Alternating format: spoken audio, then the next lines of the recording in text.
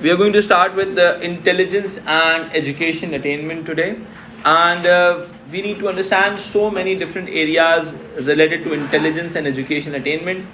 Actually देखो, whenever we talk about intelligence ना, ठीक है, कहा जाता है it's very difficult to define intelligence. सही है, हम कहते हैं there are so many difficulties in defining intelligence. ठीक है, अब ऐसा क्यों होता है in defining intelligence? Because it's quite difficult to define intelligence, because देखो ये काफ़ी हद तक एक सब्जेक्टिव एलिमेंट है. ठीक है, किसी को लगता है कि इंटेलिजेंस जो है एक्स चीज़ का नाम है, किसी को लगता है इंटेलिजेंस वाई चीज़ का नाम है. अब एक बच्चा है, लेट्स सपोज वो पढ़ाई में बिल्कुल फारिग है, लेकिन जब वो कीबोर्ड बजाता है तो वो माय गॉड, गिटार प्ले करता है तो नेक्स्ट लेवल बजाता है. ठीक है, अब गिटार प्ले करने का मतलब यह है कि आपको कॉर्ड्स याद हैं, वो यानी कि कोड मगज तो नहीं हो सकता ना बिल्कुल. ठीक है, अगर वो कीबोर्ड बजा रहा है तो लेट्स सपोज किसी भी गाने की ट्यून को ग्रैब करना एक बड़ा कोई हाई आईक्यू का काम है. सही है, इसका मतलब ये कि उसकी इंटेलिजेंस डिफरेंट फॉर्म्स की है. क्या है बेटा? उसकी इंटेलिजेंस डिफरेंट टाइप की. अब इसमें हमारे पास पहले जो थ्योरिस्ट आते हैं इस डिफिकल्टी को एक्सप्लेन करने के लिए, उनका नाम है गार्डनर. ठीक है, और गार्डनर ने एक्चुअल में क्या किया, गार्डनर ने 7 टाइप्स ऑफ इंटेलिजेंस की बात की. सही है, उसने कहा कि at least there are 7 distinct type of intelligence. सही है, अब 7 डिस्टिंक्ट टाइप ऑफ इंटेलिजेंस यानी कि 7 ऐसी इंटेलिजेंस हैं जो जिनका एक दूसरे से शायद ताल्लुक भी नहीं है. ठीक है, अब क्या ऐसा होता है कि किसी एक इंसान की इंटेलिजेंस किसी एक चीज़ में बहुत अच्छी हो तो वो किसी दूसरी चीज़ में भी अच्छा हो सकता है? हाँ, हो सकता है. अब जैसे बहुत सारे आप म्यूजिशियंस को देखोगे, अगर आप इनका एकेडमिक रिकॉर्ड उठा के देखो तो दे वर वेरी गुड स्टूडेंट्स, या फिर वो बहुत अच्छे स्टूडेंट्स हैं या बहुत अच्छे स्ट्रीट स्मार्ट किड्स थे. सही है, अगर आप if you talk about the vital science की बात कर रहे हो तो जुनाद जमशेद वो इंजीनियर, यूईटी का इंजीनियर थे. सलमान अहमद MBBS डॉक्टर है बंदा, किंग एडवर्ड का. ठीक है, तो automatically it is a fact के जो म्यूजिशियंस होते हैं वो काफ़ी इंटेलिजेंट होते हैं. अगर आप देख लो आतिफ असलम को देखो, वो भी फास्ट का पढ़ा हुआ है. Fawad Khan is also like that. ठीक है, तो इसका मतलब ये कि ये कोई लो IQ वालों का काम नहीं है. तो इसका मतलब ये डिफाइन होता है कि जिन लोगों की, in fact Zulfi is also a fast graduate. ठीक है, कंप्यूटर साइंसेस. ठीक है, तो इसका मतलब ये है कि ये लोग कोई लो IQ के लोग नहीं है, ये बहुत हाई IQ के लोग हैं. समझ रहे हो मेरी बात? तो ऑटोमेटिकली क्रिएटिविटी एक अलग IQ है. हो सकता है इनमें से बहुत सारे किसी कुछ पर्टिकुलर सब्जेक्ट में बहुत वीक हो. सही है, अब कुछ बच्चे होते हैं क्लास में, उनसे आप 4 पेज का ऐसे लिखवा लो लेकिन उनसे बात नहीं की जाती. कुछ लोग होते हैं जिनसे बातें बहुत की जाती हैं लेकिन वो लिख नहीं सकते. इट मीन्स कि अल्लाह ताला ने पर्सनालिटी टाइप में और इंटेलिजेंस में डिफ्रेंसिएशन रखा हुआ है इस दुनिया के अंदर. ठीक है, अगर हम डिफरेंट इंटेलिजेंस की बात करते हैं तो हमारे पास क्या क्या आ सकती हैं भाई. एक हो सकती है लेट्स सपोज लिंग्विस्टिक, कि किसी की लिंग्विस्टिक बहुत अच्छी है, जिसको हम कन्वेंशनल लिंग्विस्टिक इंटेलिजेंस भी कहते हैं. ठीक है, इसके अलावा मैथमेटिकल,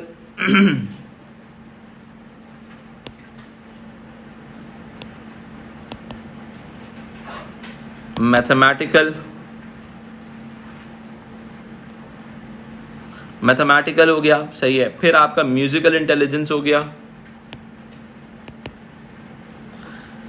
ठीक है, इसके अलावा इंटरपर्सनल इंटेलिजेंस अलग चीज़ होती है कि लोगों से मिलने की कैपेबिलिटी, लोगों को जानने की कैपेबिलिटी, इंटरपर्सनल इंटेलिजेंस हो गया. सही है, अच्छा इसके अलावा कई मरतबा होता क्या है, इमोशनल इंटेलिजेंस की भी बात होती है कि बहुत से कुछ से लोगों का EQ बहुत स्ट्रांग होता है.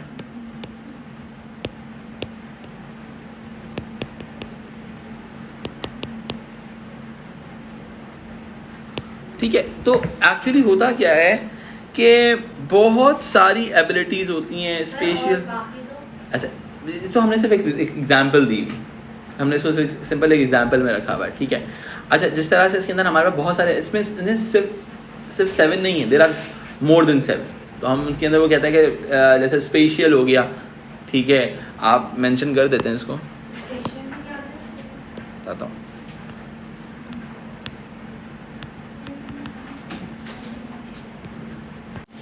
अच्छा, अब अगर हम इस चीज़ को और आगे लेके चलते हैं तो हमारे पास इसके अंदर अगर हम एक नेक्स्ट आर्गुमेंट को लेके चलते हैं, दैट इज अडेमोस का जो आर्गुमेंट है, सॉरी, इन्होंने एक्चुअली कहा था कि this is one of the theorist,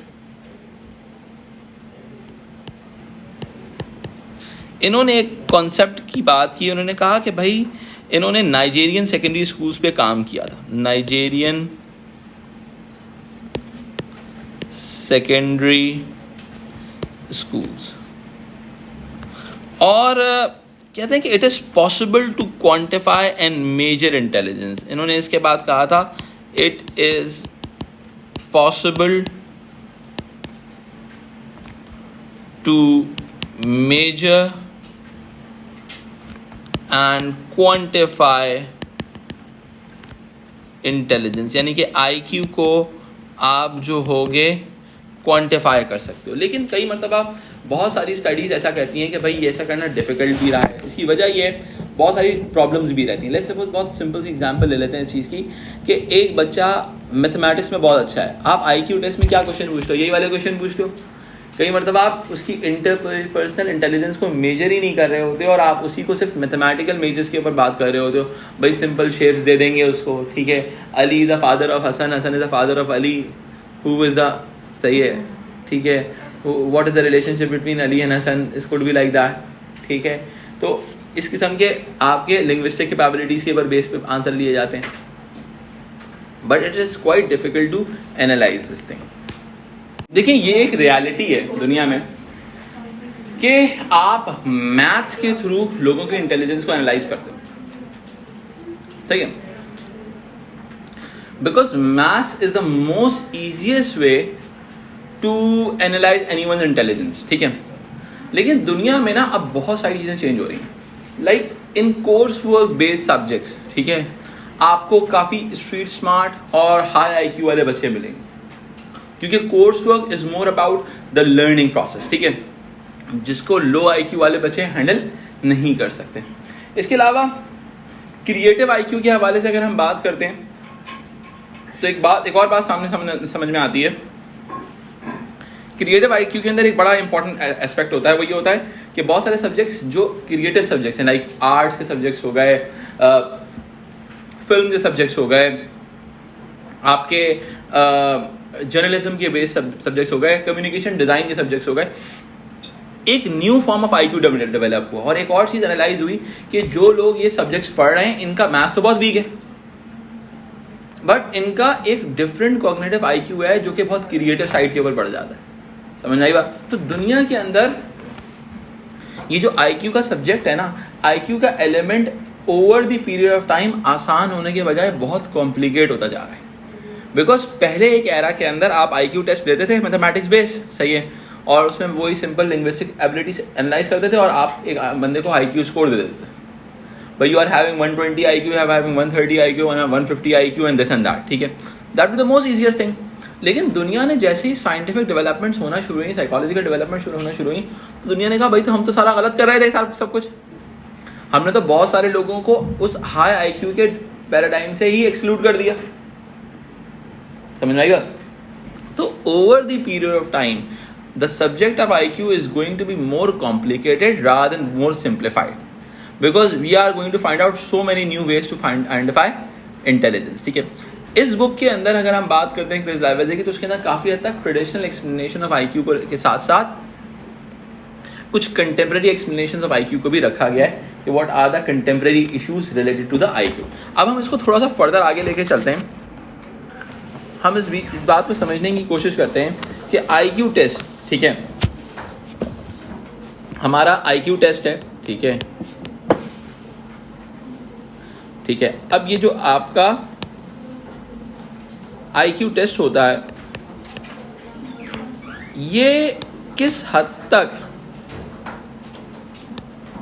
इस IQ टेस्ट के ऊपर इम्पैक्ट ऑफ सोशल फैक्टर्स आता है। बहुत सिंपल सी बात है, आपको इंग्लिश आती नहीं है, मैं आपको एक इंग्लिश में IQ टेस्ट दे दूं तो आप 0 बाय 0 सॉल्व, तो मैं बोलूंगा दुनिया का सबसे कोड़ मगज आदमी है, 0 IQ आया है इसका। सही है भाई, सोशल फैक्टर है। आपको मैं बहुत सिंपल सी एग्जांपल देता हूँ। एक टाइम के ऊपर मैं एक कंसल्टेंसी फर्म के साथ अटैच था। हम लोग MBTI टेस्टिंग कराते थे करियर काउंसलिंग के हवाले से, जिसके अंदर पर्सनैलिटी टाइप आइडेंटिफिकेशन होती थी। ठीक है, तो अब वो जो MBTI टेस्ट था वो एक कॉम्प्लिकेटेड इंग्लिश लैंग्वेज में लिखा गया था, जिसके 90% वर्ड 90% लोगों को नहीं समझ में आते थे क्या है, और कई मरतबा वो की एडजेक्टिव्स हुआ करते थे जिसके ऊपर वो क्वेश्चन बेस करता था। तो जब वो रिजल्ट हमारे पास आता था तो रिजल्ट ही गलत होता था। तो आप लोगों को एक डिक्शनरी में डेफिनेशंस इनिशियली नहीं देते, फिर बाद में हमने उसको सिंप्लीफाई कर दिया था, समझे? बिकॉज हमने कहा कि भाई social factors drive this thing in a very drastic way. तो IQ टेस्ट एक क्वेश्चनर फॉर्म में होता है, और इस क्वेश्चनर फॉर्म की बहुत सारी लिमिटेशंस एग्जिस्ट करती हैं। सोशो इकोनॉमिक रीजनिंग जो होती है वो एक बहुत बड़ा फैक्टर होता है IQ का। कहा यह जाता है कि जो अपर क्लास के बच्चे होते हैं, जो कल्चरल कैपिटल को गेन कर रहे होते हैं, उस कल्चरल कैपिटल के अंदर उनको हाई IQ के एलिमेंट्स को इंट्रोड्यूस कराया जाता है। जैसे बचपन में बच्चों को पजल्स खिलवाया जाएंगे, सही है। अब पजल्स गरीब का बच्चा शायद ना खेले, अमीर का बच्चा खेल सकता है हाई सोशल इकोनॉमिक क्लास के ना, बिकॉज देखो छोटे बच्चों को देखो उनके पास कल्चरल कैपिटल नहीं है, डेप्रिवेटेड इन टर्म्स ऑफ कल्चर है। ठीक है, वो बच्चों को एक खिलौना देंगे, भाई खेलते रहो खेलते रहो खेलते रहो। लेकिन अगर आप कॉग्निटिव डेवलपमेंट के लिए एक अपर क्लास या मिडिल क्लास के पेरेंट क्या करेंगे, बच्चे को कलर के साथ इंट्रोड्यूस कराएंगे, बोलेंगे दिस इज ए, सही है। उसको बोलेंगे भाई पजल्स को मैच, पजल से मैच करने से क्या होगा, वो खेलने से उसकी कॉग्निटिव डेवलपमेंट बेहतर होगी। समझ आई बात? तो ये चीज़ बड़ी इंपॉर्टेंट होती है। देखिए कहते हैं कि तकरीबन 4 years और 4 months तक की जो एज होती है बच्चे की, वो हाईएस्ट पॉइंट होता है उसकी कॉग्निटिव डेवलपमेंट का, सही है। तो उसके अंदर आप उसको जो जो चीज़ें इंट्रोड्यूस करा रहे होते हो अपने कल्चरल कैपिटल की वजह से, वो आगे उसके साथ बढ़ रहा होता है। समझ रहे हो मेरी बात?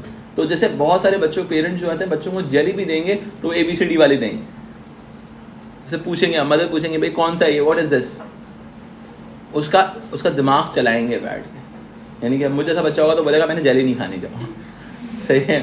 ठीक है, तो अब होगा ये कि लेकिन इट डिपेंड्स कि आप क्या कर रहे हो, कॉग्निटिव डेवलपमेंट की तरफ लेके जा रहे हो, सही है।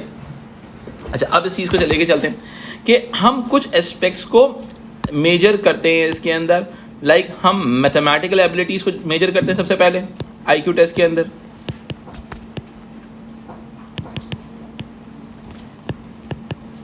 अब एक बच्चा इंटीग्रेशन करके आया हुआ है बेहतरीन तरीके की, चांसेस हैं उसकी मैथमेटिकल एबिलिटीज में मैक्सिमम मार्क्स गेन कर लेगा, सही है।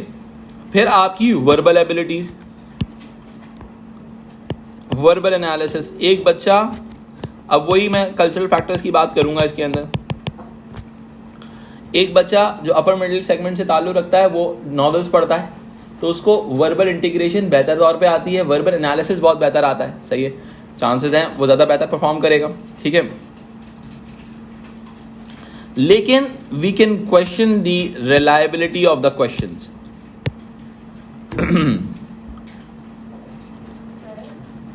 We can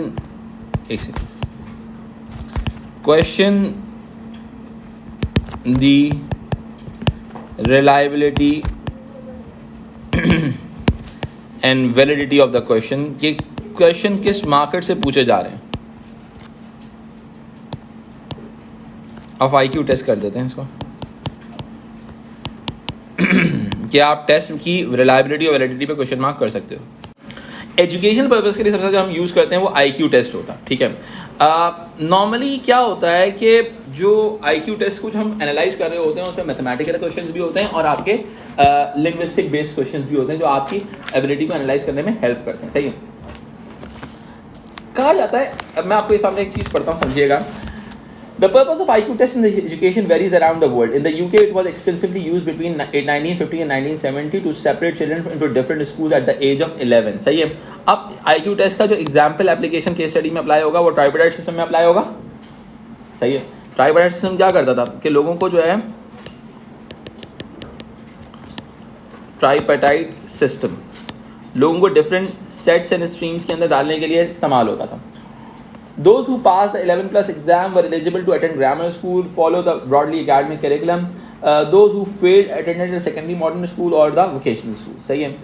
Although most children in the UK currently attend the comprehensive education, forward there is no entry test. Grammar school still exists in some part of the country, and eye tests are used to control entry to these schools. In the USA, entrance to higher education is partly controlled through the SAT test. ठीक है, आप SAT test के अंदर apply करते हो. सही है.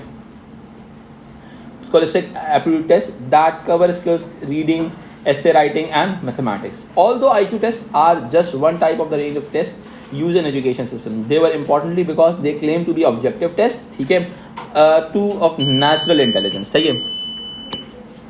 यानी कि ऑब्जेक्टिव टेस्ट का मतलब क्या होता है, न्यूमेरिकल एनालिसिस पॉसिबल होता है. ठीक है. फिर अगर हम बात करते हैं तो क्या आता है, those who support IQ test believe that they are an important tool of revealing the natural variation in intelligence between the different individuals and populations. सही है. These ideas have significant implication for the relationship between intelligence and education achievement. If an education system is meritocratic, any differences in achievement can be explained by natural variation in intelligence. यानी कि अगर आप system meritocratic रखोगे तो आप इस चीज़ को analyse कर सकते हो. यहाँ तक हम IQ टेस्ट को बेसिकली अंडरस्टैंड करने में कामयाब हुए हैं. इसके बाद हम आगे जाके नेक्स्ट क्लास के अंदर इसको कल्चरल फैक्टर्स को, इकोनॉमिक फैक्टर्स को और दूसरे जो फाइनेंशियल फैक्टर्स होते हैं मटेरियल एंड कल्चरल कैपिटल के हवाले से हम उसको डिस्कस करेंगे.